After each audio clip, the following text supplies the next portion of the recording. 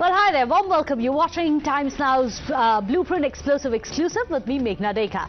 Lots lined up for you in this bulletin, but first up, let's remind you, Rahul Gandhi on his 10-day tour of the United States has been addressing multiple events based on the theme Mohabbat Ki Dukaan. Now, during the course of his visit, Rahul has been on several occasions attacking the democratic structures of India, saying that the constitutional institutions are being captured in the country and free press is being muzzled. Well, he's in fact gone on to claim that minorities are under attack in the country. We'll bring you a glimpse of the latest attacks coming in by Rahul Gandhi during his US tour. But first, let's take a look at the reality check. This one is interestingly coming in from the White House itself.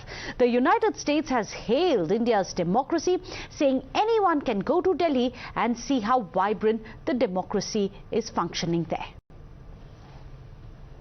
India is a vibrant democracy. Anybody that happens to go to New Delhi can see that for themselves. And certainly, I would expect that the strength and health of democratic institutions will be part of the discussion. And look, we never shy away. And you can do that with friends. You're supposed to do that with friends. You're never shy away from expressing concerns that we might have with anyone around the world. But this visit is really about advancing what is now and what we hope will be a deeper, stronger partnership and friendship going forward. Now, interestingly, contrast this with Rahul Gandhi's claims during his US visit. In fact, here's a glimpse of his statements questioning the way that democracy has been functioning in India and alleging that institutions have been captured by the BJP Sarkar. They sort of generate a certain amount of hatred in society. They polarize society, and they're not inclusive. There is a definite capture of the institutions of the country. There's a definite capture of the press in the country. I don't believe everything I hear. I walked across India, walked from Kanyakumari to Kashmir, and talked directly to millions of Indian people, and they didn't seem very happy to me. It is felt most strongly by the Muslim community, okay, because it is done most directly to them. But in fact, it is being done to all minorities. I can guarantee you that the same way you are feeling attacked, I can guarantee you my Sikh brothers are feeling the same thing. I can guarantee you my Christian brothers are feeling the same, sisters are feeling the same thing, right? I can guarantee you the Dalit community is feeling the same thing, tribal community is feeling the same thing. You cannot cut hatred with hatred. It's impossible. Normal tools that we used to use for politics, conversations like this, public meetings, was simply not working anymore. All the instruments that we needed to do politics in India, they were controlled by the BJP and the RSS. People are threatened, cases are put on people, agencies are used on people. So we also are finding that in some way it had become quite difficult to act politically. In fact, interestingly, just a day ago, BJP's President JP Nadda also had taken a swipe at Rahul Gandhi, saying that he wasn't running a Mohabbat Ki Dukaan, but has opened a Nafrat Ka shopping mall. Listen in. हमारे कांग्रेस के युवराज राहुल गांधी बढ़ते गौरव से पता नहीं उनको क्या समस्या हो जाती और दुनिया भारत की वैक्सीन लेने के लिए तैयार बैठी है। 100 देशों ने भारत की वैक्सीन ली है और तुम भारत की वैक्सीन पर प्रश्न खड़े करते हो। अगर मैं बात करूं तो आप सर्जिकल स्ट्राइक पर प्रश्न खड़ा करते हैं, आप हिंदू मुस्लिम को डिवाइड करने की बात करते हैं और ऊपर से आप कहते हैं कि हम मोहब्बत की दुकान चला रहे हैं। अरे आप नफरत का मेगा शॉपिंग मॉल खोल करके बैठे, आपने नफरत की मेगा शॉपिंग मॉल खोल रखी है। Well, let me go across. Joining us today on the show, RP Singh, the national spokesperson of the BJP, will be shortly joined by Ravi Srivastava, a political analyst as well.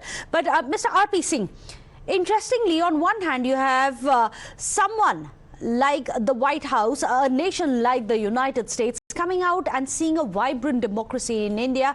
Why is Rahul Gandhi, in part of his Mohabbat ki dukaan, he is now seeing anything but that, anything but vibrant democracy? All he sees is hatred, all he sees is institutional capture by the centre. Well, what else Rahul Gandhi can see? Because his DNA speaks about the complete party and DNA against the democracy. How many times Mrs. Gandhi used Section 356? More than 90 times to expel the state governments and put the president rule. Who brought in emergency in the country and then put everyone who will utter a word against emergency behind bar? I don't forget Rajiv Gandhi bringing postal bill, which would had that been true, it was, although it was opposed tooth and nail by the opposition and by the newspapers that time, but had it been true, then every mail means every letter which would have been coming to my or your residence or your parents' residence would have been checked by the government itself before it would have landed up in your mailbox. So this is the background and history of people who talk about democracy today. He goes abroad and what does he say? He says why Europe and US, the defenders of democracies, are oblivious of how a huge chunk of democracy India has come undone. This was him inviting UK and US to intervene into the Indian democratic processes. Yes. They raised question on election commission. That's a very important point that you have raised. Let me take that across to Ravi Srivastava. Is it ironical that the party which is responsible for the darkest hour of democracy during the emergency today, his scion comes and says now democracy is under attack? Meghna, first of all, Congress has got the BJP has got a phobia of looking behind. I think you recall Rahul Gandhi's one statement in the same US visit where he asked that when you people were driving to this hall, were you seeing in your rear mirror or you were seeing in a forward screen? So I think this is a kind of a stickness with BJP to look behind for. So Ravi Srivastava, just because it's happened in the past, can it be justified today? Can it be defended today? Can you stand by the emergency today, Ravi Srivastava? No, you have got an emergency in the other form today. This is the other form of emergency. You bring out a draconian ordinance and take away the power of the Delhi people against the Supreme Court judgment. This is what is exactly you are doing. It's a democracy from the back door. Now, I want to ask a question. I think today's subject is on John Kirby, who is the National Security Council coordinator. He has said it. He said it that the discussion will be on the institutions' strength, the democratic institutions. Where is the need for discussion? These institutions are not functioning. You recall very well. He didn't say that. 20 institutions, the 20 parties went to the Honorable President with a letter that these institutions have been usurped by the BJP. And they are being used, misused. That perhaps is a selective understanding of what he had said, because right now we played out the entire soundbite of John Kirby. And Mr. RP Singh, I'd like you to come in here. Very clearly he said, India is a vibrant democracy. Just go to Delhi and you'll see this vibrancy functioning. Well, they want to discuss how do they make their democracies also more vibrant. And see how do the institutions work here. Today's Indian Election Commission is seen as the best election commission worldwide, but the opposition has to raise question on that. And the problem is, the gentleman is talking about the ordinance. Sir, you're not talking about your ministers being behind bar on corruption issues, or your ministers are trying to tamper with the files at midnight. So that's how the democracies function. Do you think that's how the democracy functions? You call the chief secretary at your residence midnight and get him. I never interrupted you, sir, Mr. Srivastava, please. and getting beaten by your colleagues and friends, by your friends. So this is how you run the democracy. You are telling us about the most undemocratic party, the party which doesn't believe in democracy. The Mr. Srivastava represents that party, and he's talking about democracy.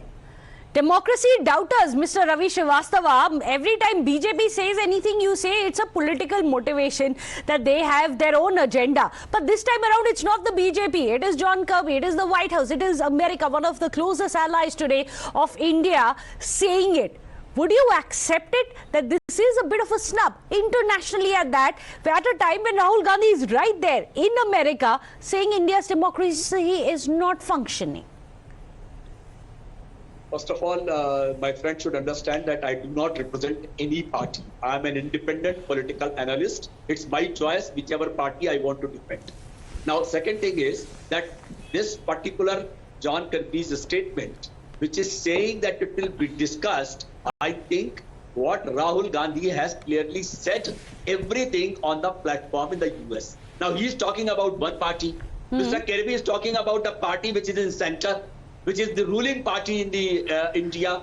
And if he has a problem with a particular party, he could have discussed it in a different forum. Now, what I asked you a straight question. Was it or was it not a snub, a reality check for Rahul Gandhi, what John Kirby said? Ravi Srivastava.